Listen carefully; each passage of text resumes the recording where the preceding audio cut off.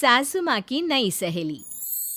प्रिया kitchen में चाय बना रही होती है और सुमन ड्राइंग रूम में बैठकर मजे से टीवी देख रही होती है। तभी दरवाजे की घंटी बजती है। प्रिया, जरा देखना तो कौन आया है। देखती हूँ मम्मी जी। प्रिया दरवाजा खोलती है तो सामने पड़ोस वाली विमला आंटी खड़ी होती है। नमस्ते आंटी जी, कैसी हैं आप? मैं तो बिल्कुल ठीक हूँ बेटा, पर तेरी सास को क्या हुआ है? आजकल कहीं दिखती ही नहीं है। जब देखो तब टीवी के आगे जमी रहती है। अंदर तो आइए आंटी। अरे ओ दीपक की अम्मा, कहाँ हो? अरे बिमला, आओ आओ, क्या बात है, बड़े दिन बाद याद आई तुम्हें मेरी। मैं तो हमेशा ही तुम्हें याद करती हूँ, पर तुम ही गायब रहती हो और आजकल तो बाहर भी नहीं आती जाती। तबीयत तो ठीक है ना तुम्हारी? अरे तबीयत को क्या होना है, इस उम्र में तो कुछ ना कुछ लगा ही रहता है। मेरी छोड़ो, तुम ये बताओ कि क्या चल रहा है गली मोहल्ले में। तुम गली मोहल्ले की छोड़ो, चल तो तुम्हारे पड़ोस में रहा है। तुम्हारी नई सहेली आई है। मेरी कौन सी नई सहेली? मैं तो यहाँ बस तुमसे बातचीत कर लेती हूँ या फिर बाजू वाली शर्मा की बहू से दो चार बातें कर लेती हूँ। इसीलिए तो कहा कि तेरी नई सहेली आई है। अब कोई पड़ोस में आया है तो बात तो होनी ही है। कम से कम इसी बहाने हमारा भी एक ग्रुप बन जाएगा। फिर सब मिलकर अपनी बहुओं की शिकायतें किया करेंगे। दोनों हंसने लगते हैं। तभी प्रिया चाय लेकर आती है और सामने टेबल पर रख देती है। दोनों चाय पीती हैं और बातें करते हैं। चलो मैं चलती हूँ, अब कल मिलते हैं। राम राम। अगले दिन प्रिया किचन में कुछ काम कर रही होती है और सुमन आराम से सोफे पर बैठकर मटर छिल रही होती है। तभी डोरबेल बजती है। प्रिया दरवाजा खोलती है तो सामने उनकी नई पड़ोसन खड़ी होती है। जी, आप कौन? मैंने पहचाना नहीं। नमस्ते बेटा, मैं शारदा, आपके बगल वाले घर में अभी 2-4 दिन पहले ही शिफ्ट हुए हैं।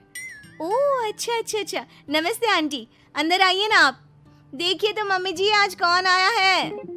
इतना कहकर प्रिया किचन में चाय बनाने चली जाती है। नई पड़ोसन को घर पे देखकर सुमन थोड़ा हैरान हो जाती है। नमस्ते बहन जी, मैं शारदा, आपकी नई पड़ोसन। अच्छा, आप हैं हमारी नई पड़ोसन। आइए आइए, और बताइए कैसी हैं आप? जी बिल्कुल ठीक हूँ। वो दरअसल घर पर छोटी सी पूजा रखवाई थी, बस उसी का प्रसाद देने चली आई। सोचा इसी बहाने नए पड़ोसियों से भी मुलाकात हो जाएगी। ये तो बहुत अच्छा सोचा आपने। सुमन प्रिया को आवाज लगाती है। अरे ओ बहू, जरा चाय पानी का तो आके पूछ लो। ये आजकल की बहुएं भी ना, जब तक बोलो नहीं तब तक कुछ नहीं करेंगी। आई मम्मी जी। प्रिया चाय लेकर आती है। दोनों बैठकर चाय पीती हैं और खूब सारी बातें करती हैं। अच्छा बहन जी, अब मैं चलती हूँ, फिर मिलते हैं। अब तो आना जाना लगा ही रहेगा। शारदा के जाने के बाद प्रिया किचन से बाहर आती है। क्या बात है मम्मी जी, आप दोनों को देखकर तो लगा ही नहीं कि पहली बार मिल रही हो। आप दोनों तो बिल्कुल बिछड़ी हुई सहेलियों की तरह बातें कर रही थी।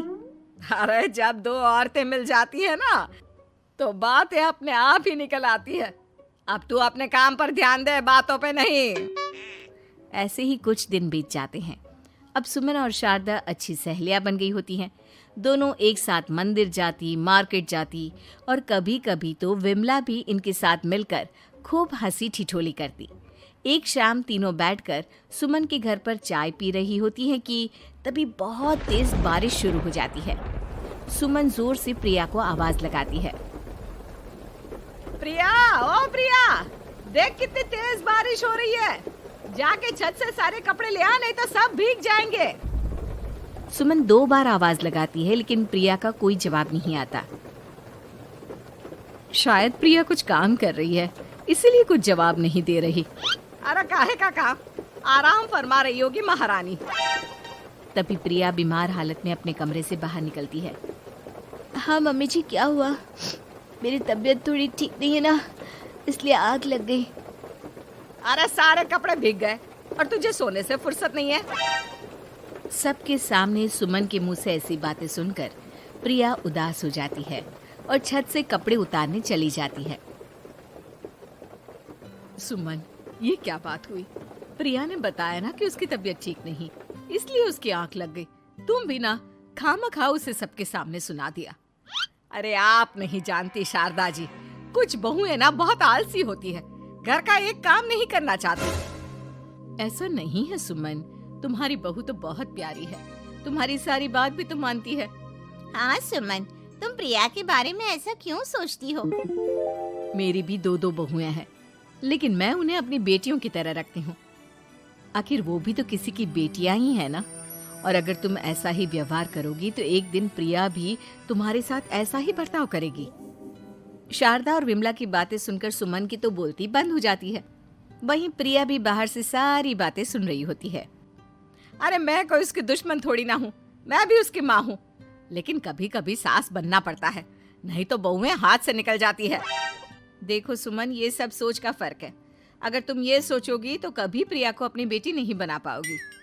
इतना कहकर शारदा और विमला वहां से चली जाती हैं और सुमन अकेले बैठकर उनकी बातें सोचने लगती है। अगले दिन प्रिया और दीपक अपने कमरे में बैठकर बात कर रहे होते हैं और सुमन उनके कमरे के बाहर कुछ काम कर रही होती है और उन दोनों की बातें सुन लेती है। दीपक, तुम्हें पता है हमारे पड़ोस में जो शारदा आंटी है ना, बहुत अच्छी हैं। अच्छा, ऐसा क्या हो गया जो तुम्हें वो इतनी अच्छी लगने लग गई? कुछ खास नहीं, बस कल जब मम्मी जी मुझे सबके सामने सुना रही थी तो शारदा आंटी ने मेरा साथ दिया। मैं तो सच में हैरान ही रह गई थी जब उन्होंने मम्मी जी को मुझसे ऐसा बर्ताव करने के लिए मना किया। अच्छा, फिर क्या हुआ? होना क्या था, शारदा आंटी तो मम्मी जी को समझा ही रही थी कि बहू को भी बेटी की तरह ही रखना चाहिए, लेकिन मम्मी जी तो मम्मी जी है ना, उन्हें तो मुझ में हमेशा कमी ही दिखती है। काश मुझे भी शारदा आंटी जैसी सास मिली होती जो मुझे भी अपनी बेटी जैसी समझती। सुमन ये सब सुनकर बहुत उदास हो जाती है और वहां से चली जाती है। प्रिया की बातें सुमन के कानों में बार बार गूंज रही थी। उसे बहुत शर्मिंदगी महसूस हो रही थी कि उसने प्रिया के साथ बहुत गलत किया है। अगले दिन सुमन शारदा और विमला को बुलाती है। क्या बात है सुमन, आज तूने ऐसे अचानक क्यों बुलाया? सब ठीक तो है ना? हाँ, सब ठीक है, तुम दोनों बैठो तो सही। तब तक दीपक और उसके पापा भी आ जाते हैं। प्रिया, तुम भी आ जाओ। क्या हुआ मम्मी जी, आपने बुलाया? हाँ प्रिया बेटा, मैं आज सबके सामने तुमसे माफी मांगना चाहती हूँ। मैंने आज तक तुम्हारे साथ बहुत बुरा व्यवहार किया है, लेकिन तुमने कभी भी मेरे साथ बुरा बर्ताव नहीं किया। मुझे अपनी गलती का एहसास हो गया है, हो सके तो मुझे माफ कर देना। प्रिया अपनी सास की बातें सुनकर हैरान हो जाती है। उसकी आंखों में आंसू आ जाते हैं। प्लीज मम्मी जी, आप मुझसे माफी मत मांगिए, मैं भी आपकी बेटी ही हूँ। वैसे एक थैंक यू तो मेरी नई सहेली को भी बनता है, जिसकी वजह से मुझे मेरी गलती का एहसास हुआ। शारदा बहन, आपका बहुत बहुत शुक्रिया जो आपने मेरी आंखें खोल दी। अरे क्या सुमन, तुम भी ना। तो फिर इसी बात पर चाय और पकोड़े हो जाए। हाँ, क्यों नहीं। वीडियो पसंद आए तो लाइक करें, सब्सक्राइब करें और अपना कमेंट्स दें।